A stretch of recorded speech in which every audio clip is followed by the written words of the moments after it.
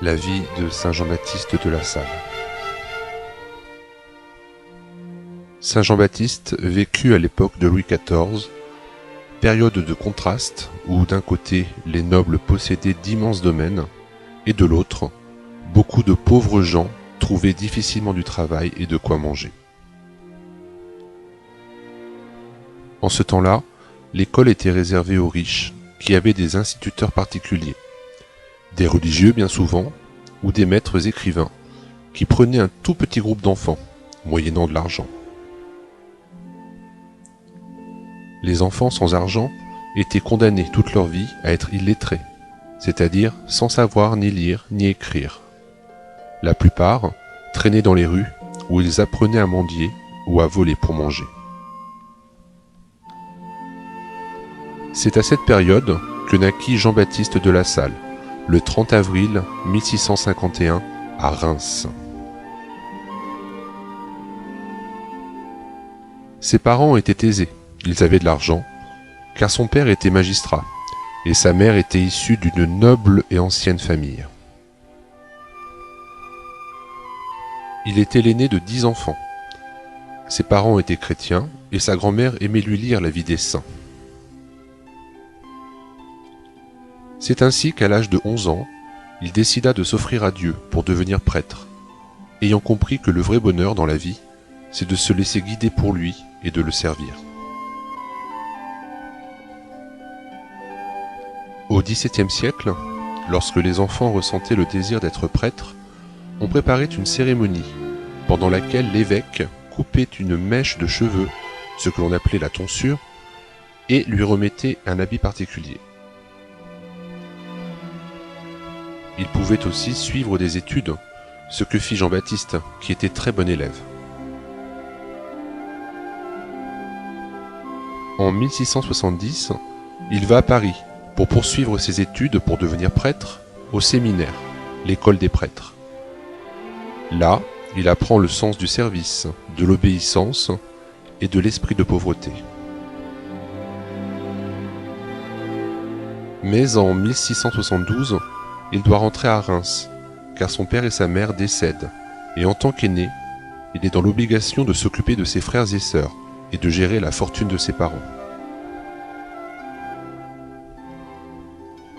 Il continue donc ses études, en plus de sa famille, et le 9 avril 1678, il est ordonné prêtre. Or, on commence alors en France à se préoccuper de la jeunesse populaire qui grandissait sans éducation.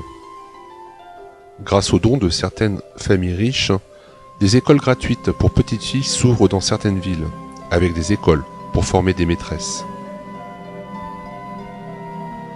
Lorsque ce projet arrive à Reims, c'est à Jean-Baptiste que le travail est confié.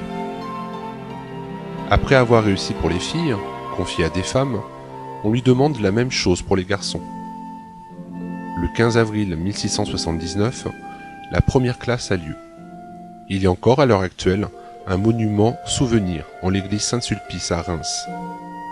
Bientôt, une deuxième école est ouverte, puis une troisième, ce qui nécessite le besoin de former de bons maîtres.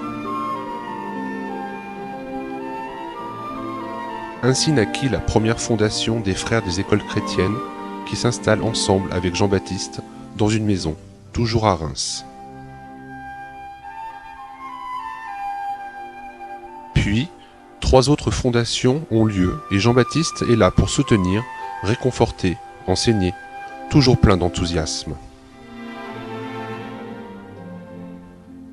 Mais la vie des frères n'est pas toujours facile, et lorsque Jean-Baptiste leur enseigne de faire confiance à Dieu, qui leur apportera tout ce dont ils ont besoin pour vivre, ceux-ci lui font le reproche de ne pas avoir de soucis, car lui a de l'argent et il ne manque de rien.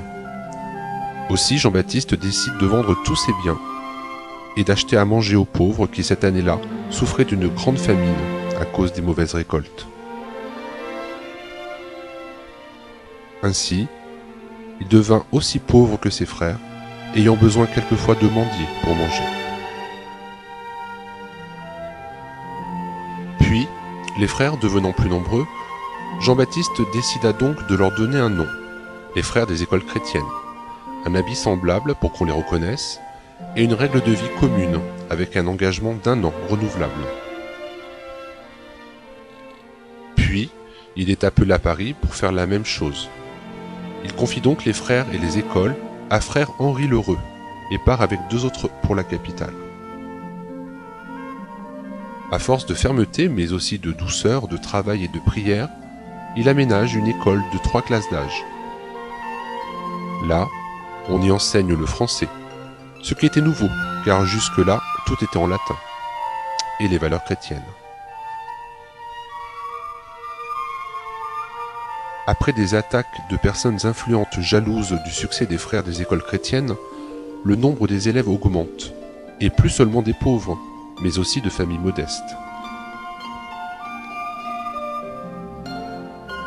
Mais d'autres difficultés arrivent, des frères abandonnent, d'autres veulent commander. Jean-Baptiste tombe malade, et frère Henri Lheureux meurt. Rétabli, il décide donc de renforcer sa communauté, en la regroupant de temps en temps, et en créant une école de novices, c'est-à-dire de futurs frères bien formés, et prêts à donner leur vie pour cette mission, et prêts à aimer les enfants, comme Jésus l'a enseigné. Il écrit même un manuel où il résume toutes ses méthodes d'éducation et d'enseignement pour la conduite des écoles chrétiennes. Les écoles continuent à se développer. Il y a même le roi d'Angleterre, réfugié en France, qui lui demande de s'occuper de 50 jeunes Irlandais. Puis, c'est à Rome, en Italie, qu'est fondée une autre école. Puis à Rouen, dans le nord, l'est et le midi, même si les attaques contre Jean-Baptiste de La Salle et ses frères continuent. Et aussi une école pour les jeunes gens condamnés à faire de la prison. En 1717, Jean-Baptiste de La Salle, qui se sent vieillir, demande à ses principaux frères d'élire frère Barthélemy comme leur supérieur général. En 1719, il tombe malade, devient infirme et décède en avril, le jour du Vendredi Saint. Dès 1724, le roi Louis XV accorde aux frères le droit officiel de posséder et d'enseigner. Puis, le pape déclare que l'Église reconnaît et accepte cette communauté des frères des écoles chrétiennes.